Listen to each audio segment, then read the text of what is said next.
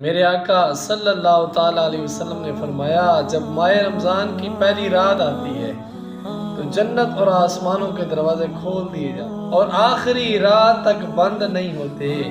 جو کوئی بندہ اس ماہ مبارک میں کسی بھی رات نماز پڑھتا ہے تو اللہ عز و جل اس کے ہر سجدے کے بدلے اس کے لیے 1500 نیکیاں لکھ دیتا ہے، اور اس کے لیے جنت میں سرخ یاقوت کا گھر بنا دیتا ہے۔ اس کے لیے سرخ یاقوت کا گھر بنا دیا جاتا ہے جنت میں، اس کے 60,000 دروازے ہوتے ہیں۔ جو کوئی بندہ ماہ رمضان کا پہلا روزہ رکھتا ہے، اللہ عز و جل ماہ رمضان کے آخری دن تک اس کے سارے گناہ معاف فرما دے۔ اس کے لیے صبح سے شام تک 70,000 فرشتے دعائیں مغفرت کرتے رہتے، یا اللہ اس کو بخش دے، یا اللہ اس کو بخش دے، یا اللہ اس کو 70,000 فرشتے دعائیں مغفرت کرتے رہے، رات کو، دن کو، صبح کو، شام کو۔ جب بھی وہ سجدہ کرتا ہے اس کے ہر سجدے کے بدلے اسے جنت میں ایک ایسا درخت عطا، درخت کا سایہ اتنا بڑا ہوتا ہے کہ جس کے سائے کے نیچے 500 سال تک گھوڑا دوڑتا رہے، بھاگتا رہے، اتنا لمبا